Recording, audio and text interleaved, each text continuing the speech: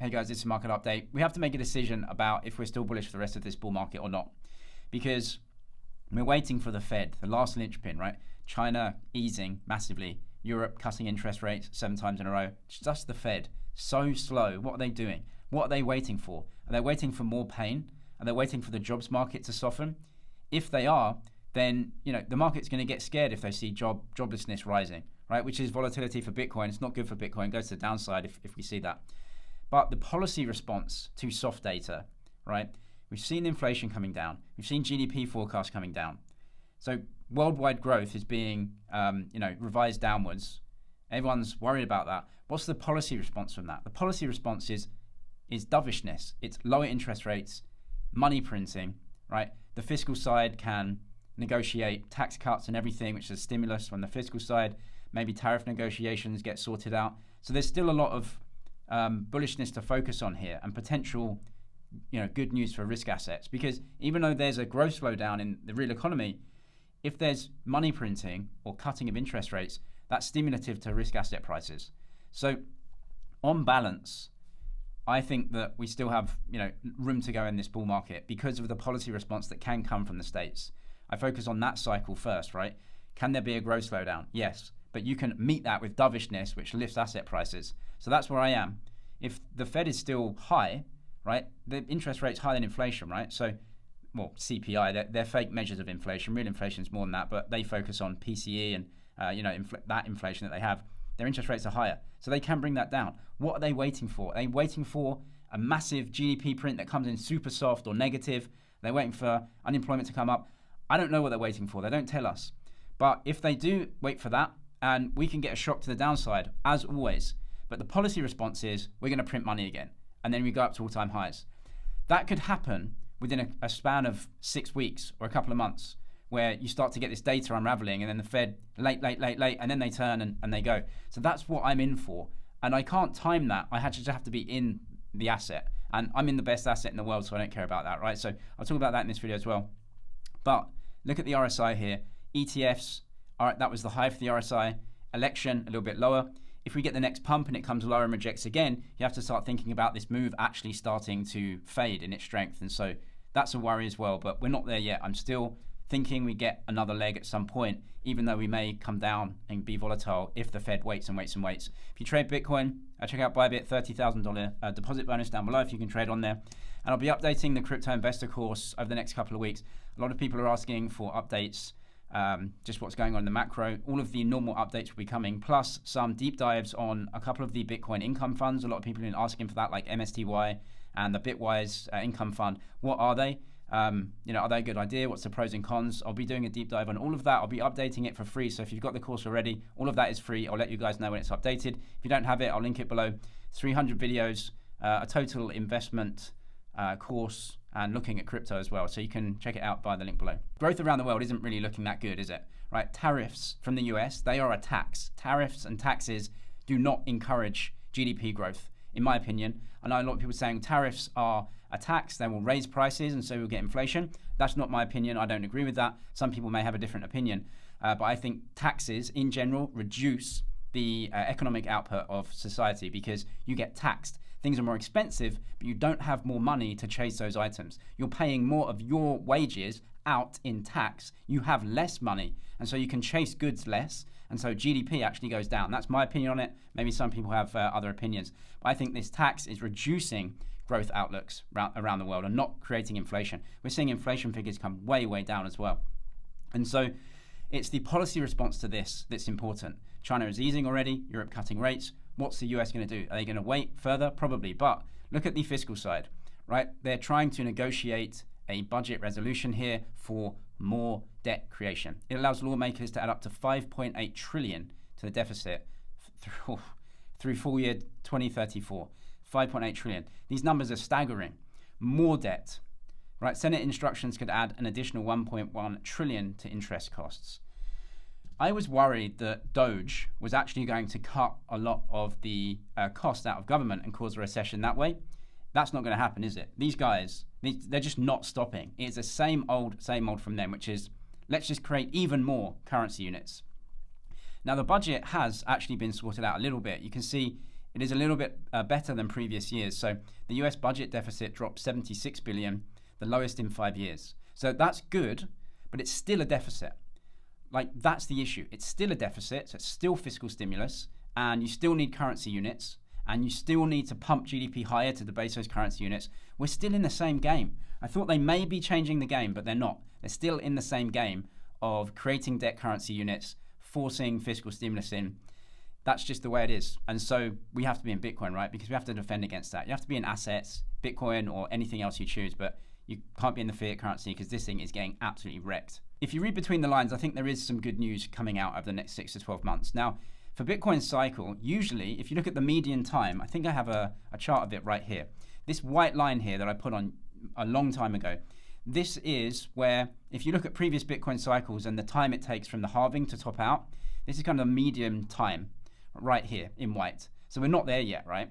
That would be fall of this year if you're in the States, autumn this year, right? So November 25.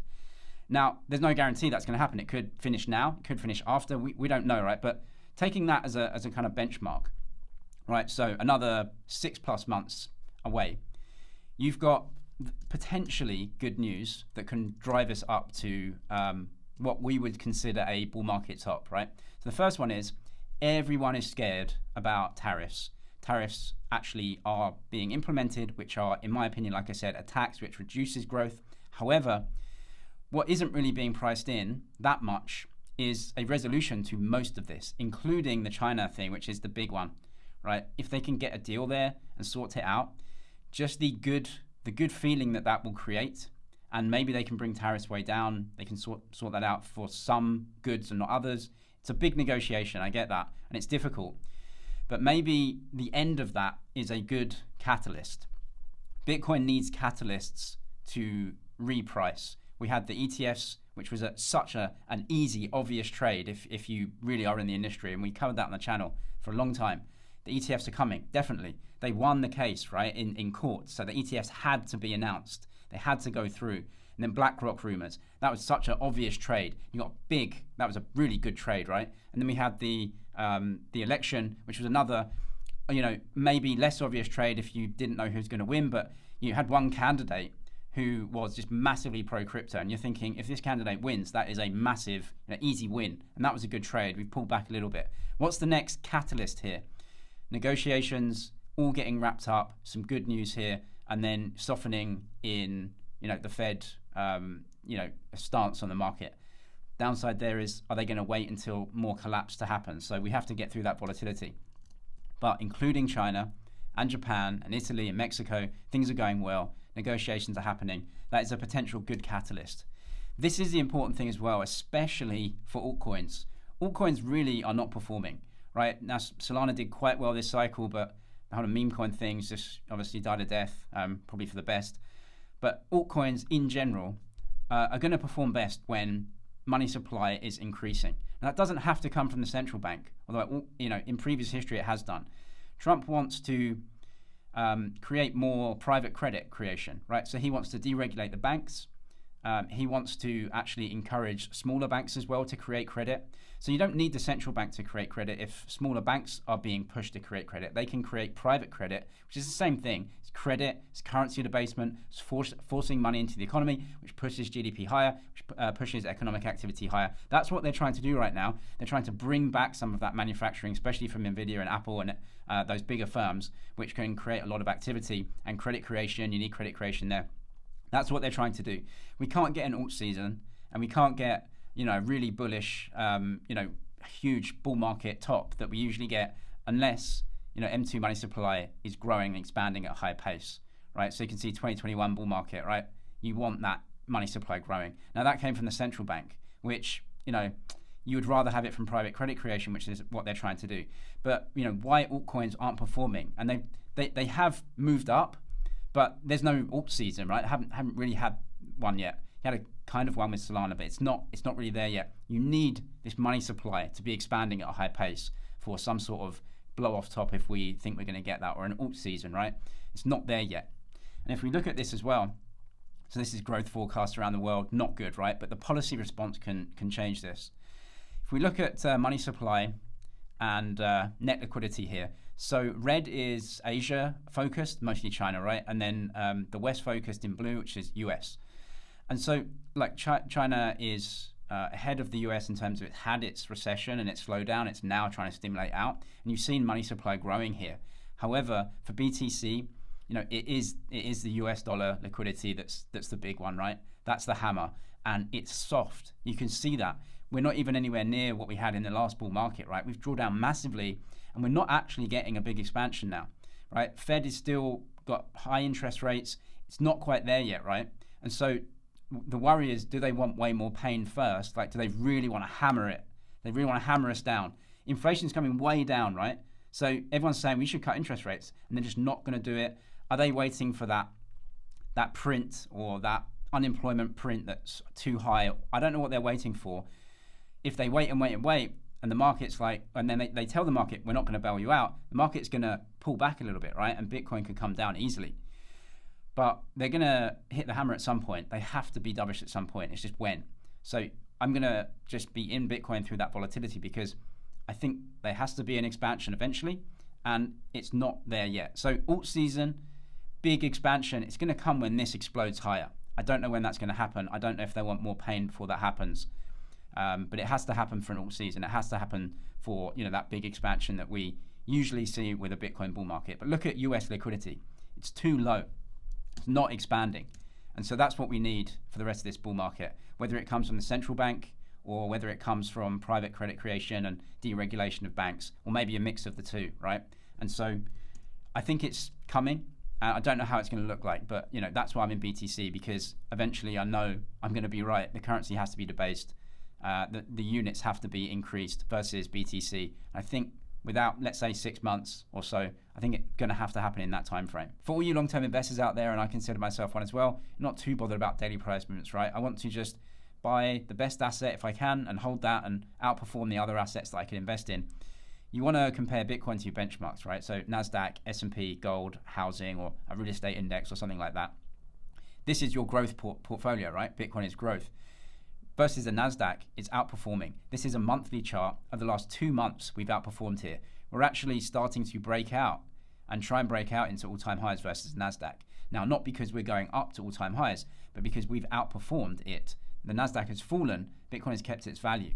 Now, that is super interesting, right? Not only because we're in just this huge uptrend right here, right, that you can see. So we're outperforming the NASDAQ, the benchmark, in Bitcoin, which is very good news. But also, you get some diversification. NASDAQ's fallen off, Bitcoin hasn't. It's acting a little bit more like gold, actually, in that regard, with gold doing really well, right? Bitcoin saying, no, actually, I'm different to the NASDAQ. I'm not just a high beta stock play, right? This is a different investment. It's really interesting the last few months, but the outperformance is clear anyway, right? And so we go higher. When bullishness comes back into the market at some point, and again, we may get volatility, the Fed may wait and wait and wait, we might get a crash first, everyone gets scared and then they become dovish. But if they become dovish, US stocks go up. If US stocks go up and Bitcoin's been outperforming, right, then when you get that upwards move in the stock market, this thing's going to go into new all-time highs. Again, that's the end of the bull market where you get this blow off top of Bitcoin versus everything, including your benchmarks like NASDAQ. Super interesting. And the fact that we're outperforming is great, because you're going to get drawn down on. If you hold a risk asset, anything, you're going to get drawn down on at some point. 20% for the stock market's guaranteed. But for Bitcoin, there's going to be some 40 or 50% move to the downside. You know that. That's guaranteed. That's investing. But from an investment time horizon, for the long term, you need to allocate consistently to the asset that will outperform. Bitcoin's outperforming. So again, really positive that we've outperformed over the last few months during all of this uncertainty, because it shows Bitcoin is a different type of asset than something like the NASDAQ. $30,000 deposit bonus to Bybit down in the description. I'll be updating the Crypto Investor course over the next few weeks, completely free. If you're an existing user, you can check out the link below. 300 videos there on getting set up in crypto and investing for your future.